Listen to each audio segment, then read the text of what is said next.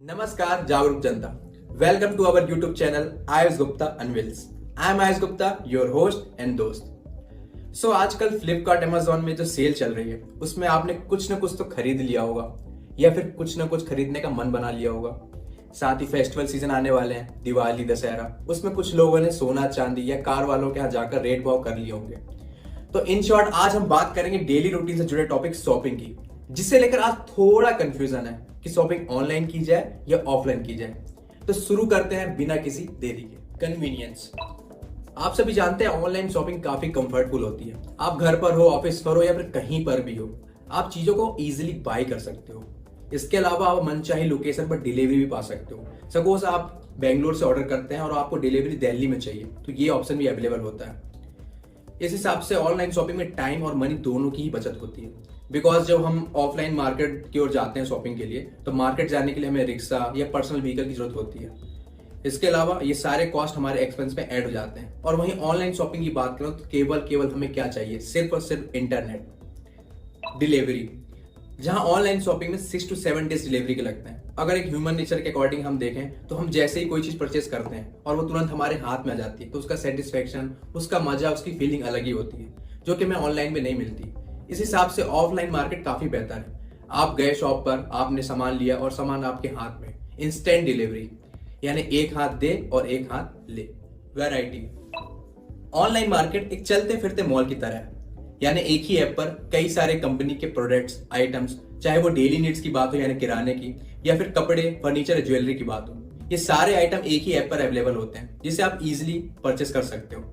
वहीं offline market की बात करें तो एक गली में किराने की दुकान होगी तो दूसरी गली में कपड़े या बर्तन की, और शॉपकीपर खूब से खूब एक दो प्रोडक्ट के आइटम ही अपने स्टॉक में अवेलेबल रखता है।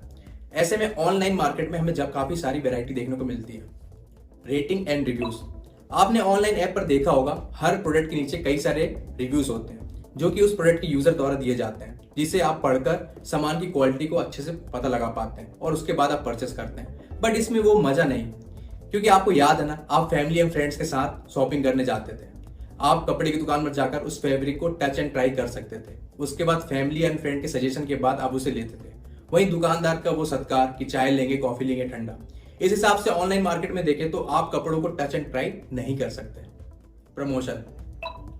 आपने कभी फील किया होगा जब आप किसी प्रोडक्ट को परचेस करने का प्लान करते हैं, लाइक कार या मोबाइल, जब आप इसे खरीदने का सोचते हैं या सर्च करते हैं, तो आपके मोबाइल पर अलग अलग सोशल मीडिया प्लेटफॉर्म पर उस चीज के रिकॉर्डिंग कई सारे ऐड आते हैं। वहीं आपने देखा होगा उस चीज के recording summer offers, winter offer, discount, big billion sale, ना जाने क्या क्या। ना चाहते हुए भी आप चीजों को खरीदने पर मजबूर हो जाते हैं।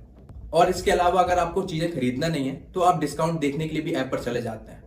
ऐसा इसलिए भी होता है क्योंकि ऑनलाइन मार्केट 24/7 रहता है। वहीं ऑफलाइन मार्केट का एक फिक्स टाइम पीरियड होता है। Return and exchange. आप लोगों में से कितने लोगों ने ट्राई किया होगा कि आप किसी प्रोडक्ट को मंगाते हैं और वो प्रोडक्ट आप तक पहुंच जाता है, उसके बाद उसे ट्राई कर आप उसे कैंसिल कर देते हैं या रिटर्न के लिए अप्लाई कर देते हैं। ये सारी सुविधा ऑनलाइन मार्केट पर हमें अवेलेबल होती है।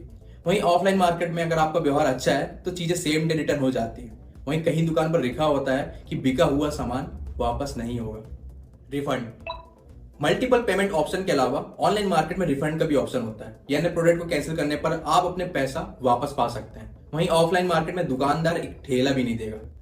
ऑनलाइन मार्केट के कई सारे डिसएडवांटेज भी हैं जो ऑफलाइन मार्केट को कई गुना किफायती बनाते हैं।